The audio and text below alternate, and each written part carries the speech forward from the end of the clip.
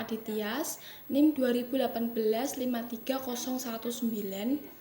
Di sini saya akan memaparkan tentang sistem informasi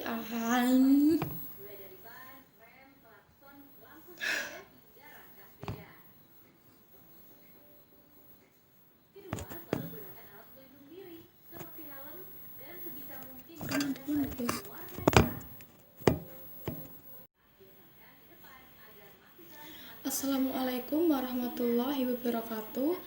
Perkenalkan, nama saya Eno Adityas, NIM 2018-53019. Di sini saya akan memaparkan tentang audit sistem informasi berbasis komputer.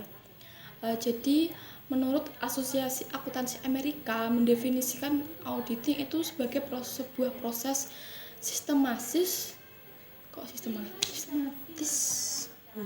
Salah. Assalamualaikum warahmatullahi wabarakatuh. Perkenalkan, nama saya Eno Adityas, NIM 2018-53019. Oke, di sini saya akan memaparkan tentang audit sistem informasi berbasis komputer. Jadi, menurut Asosiasi Akuntansi Amerika itu mendefinisikan auditing sebagai sebuah proses sistematis untuk secara objektif mendapatkan dan mengevaluasi bukti mengenai perihal tindakan atau transaksi yang bernilai ekonomi dan hasilnya itu digunakan untuk para pemakai yang berkepentingan. Ada juga sifat pemeriksaan. Auditing itu membutuhkan pendekatan dari langkah ke langkah untuk dibentuk sebuah perencanaan yang tepat. Ada juga standar-standar audit internal. Jadi, tujuan dari audit internal itu untuk mengevaluasi kecukupan dan efektivitas sistem pengendalian internal perusahaan. Jadi, itu juga bisa digunakan untuk divisi-divisi yang bertanggung jawab akan hal tersebut. Di sini ada 5 standar lingkup audit. 2A memberikan garis besar atas tanggung jawab editor internal. 1. Melakukan tinjauan atas keandalan dan integritas informasi operasional dan keuangan, serta bagaimana hal tersebut didefinisikan atau diklarifikasi dan dilaporkan. 2. Menetapkan aplikasi sistem telah didesain sesuai dengan kebijakan perusahaan, entah itu mengenai prosedur, mengenai sistem perhukuman. Ada juga melakukan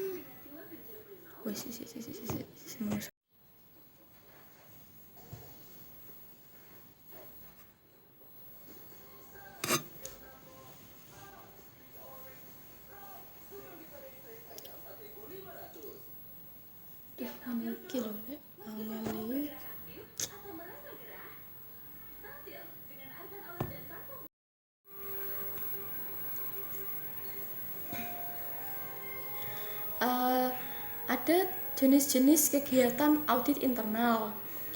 Audit keuangan itu mereka memeriksa keandalan dan integritas catatan-catatan akuntansi, baik itu informasi keuangan ataupun operasional. Jadi mereka itu mengelola dan memeriksa kebenaran laporan-laporan tersebut, apakah sesuai dengan prosedur perusahaan ataupun tidak.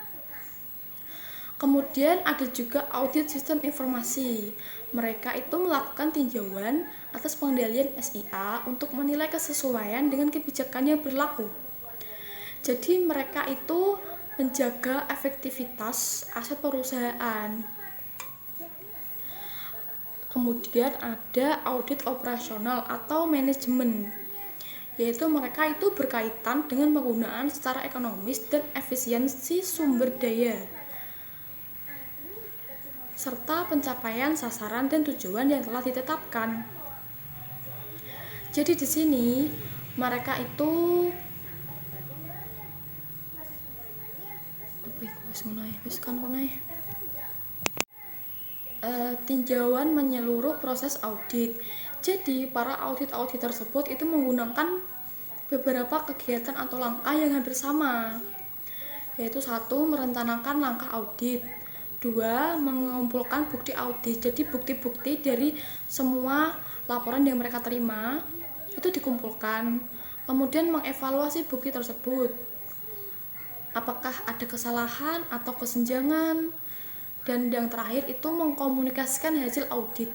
Jadi mereka mengkomunikasikan hasil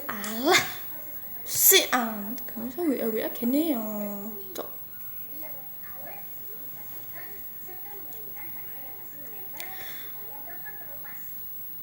Tinjauan menyeluruh proses audit. Seluruh audit tersebut itu menggunakan beberapa urutan kegiatan yang hampir sama. 1. Merencanakan audit, 2. Mengumpulkan bukti audit. Jadi mereka mengumpulkan bukti-bukti dari semua laporan-laporan yang mereka terima. 3. Mengevaluasi bukti audit. Jadi mereka juga memilah apakah laporan-laporan tersebut ada kesalahan ataupun ada kesenjangan. Dan yang terakhir itu mengkomunikasikan hasil audit. Setelah mereka meninjau, mengevaluasi kebenaran dari informasi laporan yang mereka terima, itu mereka mengkomunikasikan hasil tersebut. Kemudian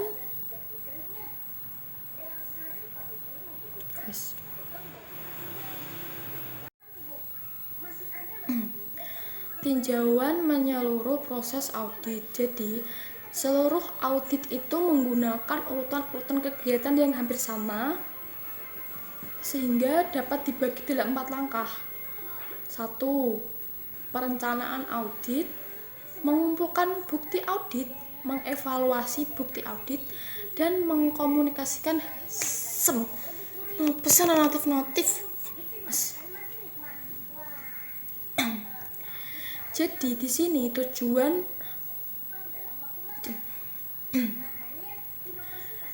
sini ada beberapa urutan atau langkah yang digunakan para audit tersebut dalam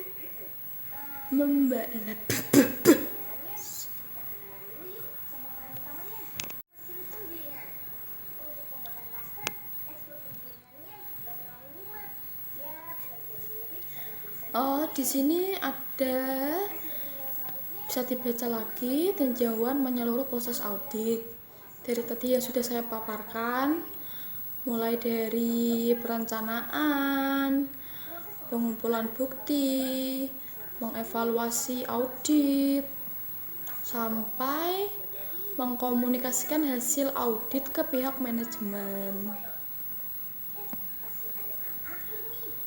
Audit sistem informasi. Tujuan audit sistem informasi adalah untuk meninjau dan mengevaluasi pengendalian internal yang melindungi sistem tersebut. Ketika melaksanakan audit sistem informasi, WA ya beli kok aneh WA aku.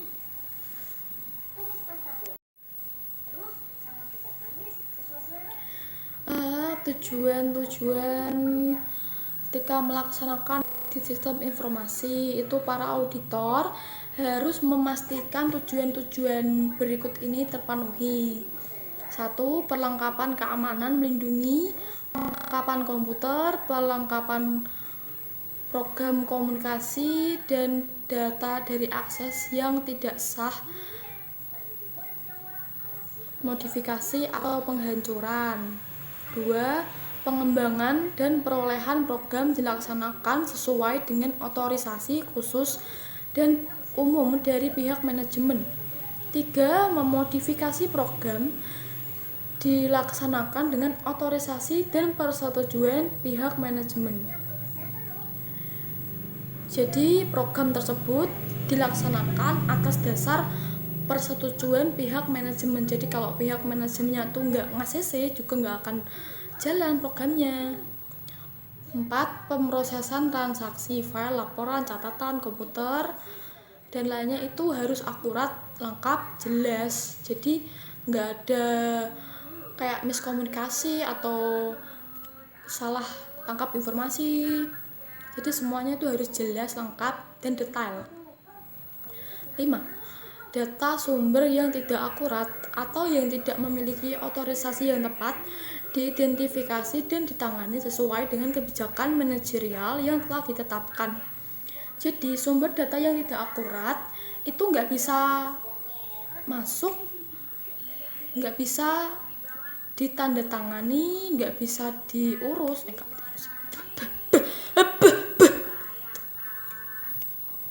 Data sumber yang tidak akurat atau yang tidak memiliki otorisasi yang tepat diidentifikasi dan ditangani sesuai dengan kebijakan manajerial yang telah ditetapkan. Jadi semua data itu harus sesuai dengan kebijakan manajerial yang telah ditetapkan.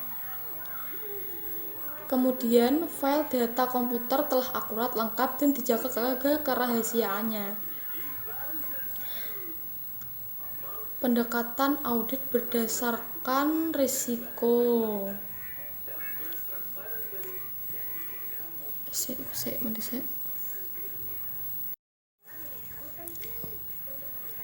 Pengendalian penyeimbang, kebijakan yang baik dalam hal personalia, penggunaan pengendalian secara efektif, pemisahan pekerjaan yang tidak boleh disatukan. Jadi semua project itu sudah dibagi dalam divisi masing-masing. Jadi tidak boleh ada pekerjaan yang disatukan, yang dicampur adukan. Oke, terima kasih telah menyaksikan video saya. Ini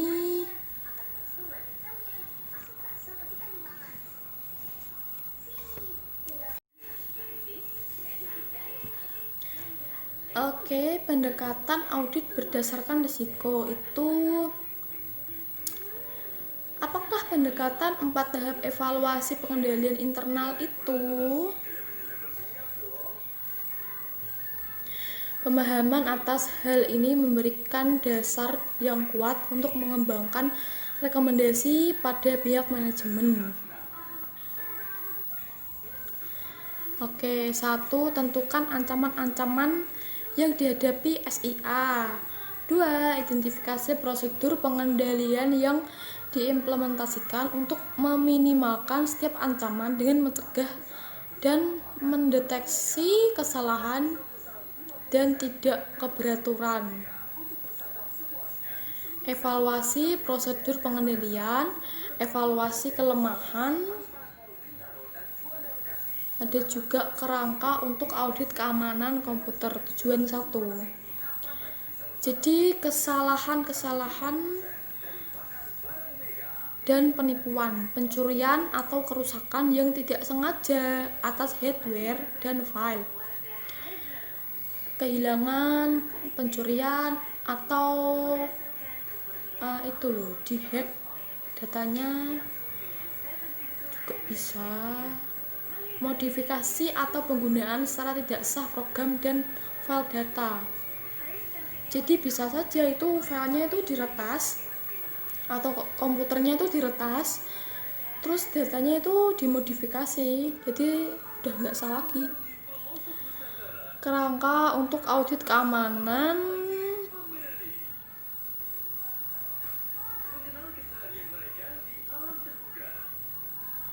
Jadi ada beberapa jenis prosedur pengendalian. 1. Rencana keamanan, pembatasan data akses secara fisik ke perlengkapan komputer, pengendalian penyimpanan dan pengiriman data seperti enkripsi. Prosedur perlindungan dari virus. Ini penting banget karena itu kalau banyak data itu pasti banyak virus. Menggunakan firewall, rencana pemulihan dari bencana. Jadi harus ada rencana Kalau jadi harus dibuat rencana. Kalau misal terjadi hal-hal yang tidak diinginkan, kita masih bisa melakukan rencana tersebut, jadi nggak hilang sia-sia.